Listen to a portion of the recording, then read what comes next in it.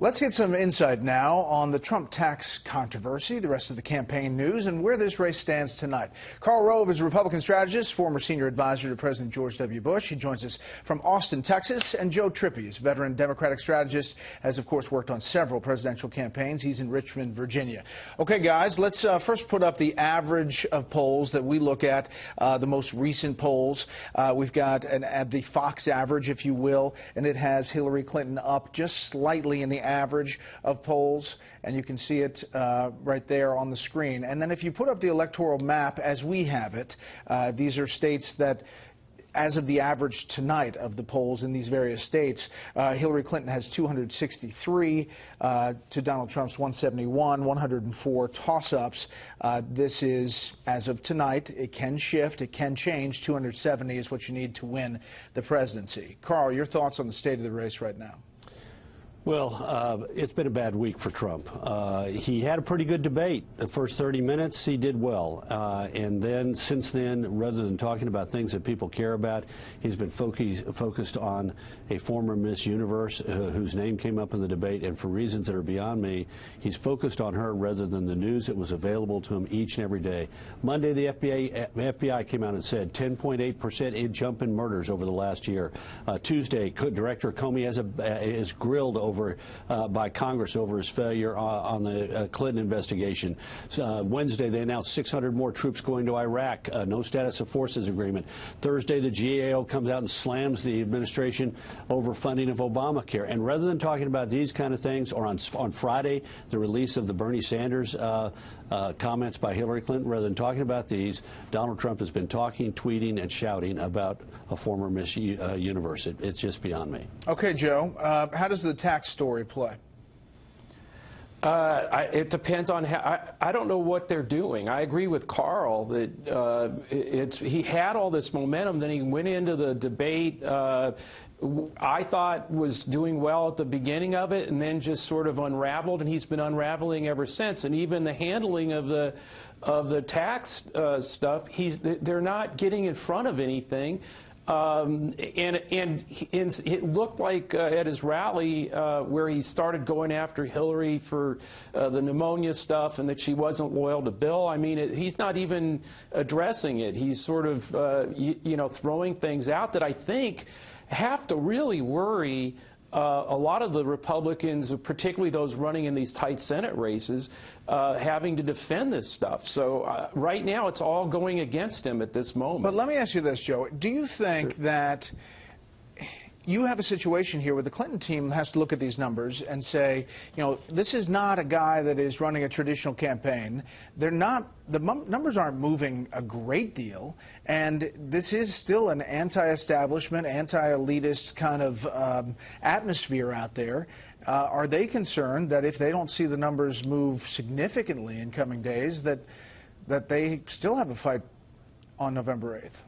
Well, look, they're going to have a fight on November 8th, but I think the Clinton side of this is whenever the focus is on one of them, whoever has the focus doesn't do very well.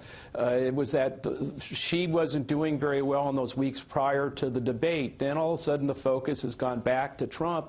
They want to keep it there, and they want to just keep throwing out bait and hoping he keeps going for it. I think we're going to see that for the next 30 days. I do think, though, that they also believe that they can get their early voting started, that they can get their vote out, and that's what they're concentrating on.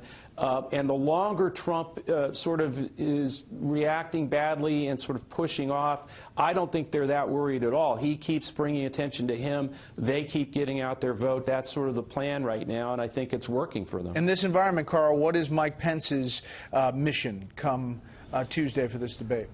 Put the focus back on change. The argument ought to be, are you in favor of change with Trump-Pence, or are you in favor of status quo with Clinton-Kaine? And this week, again, one of the most valuable, if not the most valuable asset a presidential candidate has at this point in the campaign is time.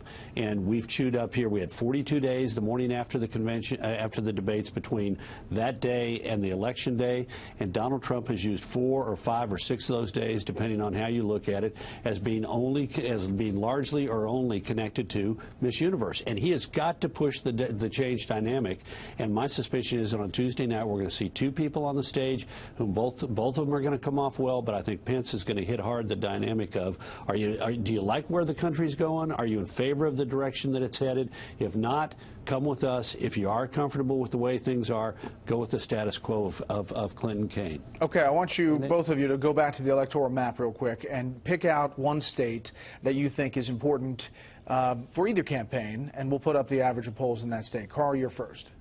Let's go with Florida. Okay, let's put up the RCP average of Florida polls there. It has Clinton up 44.7 to 43.5.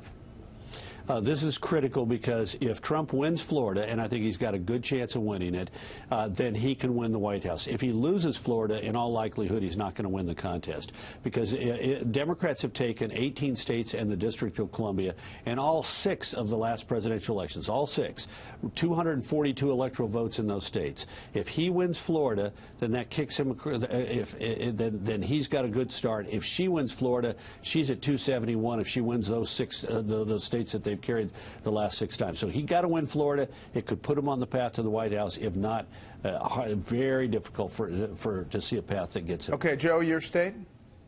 North Carolina. All right, let's put up the average in North Carolina. It is Trump 43.1 to Clinton 42.3. This is a state that Barack Obama won in 2008 and then lost narrowly by ½ a point in 2012. I think the Clinton campaign is going to throw everything but the kitchen sink at trying to pull this state out. If they do, particularly if Carl's right that Florida could tip to Trump, then North Carolina ends up slamming the door on him. If they get Florida and North Carolina, forget it, it's over.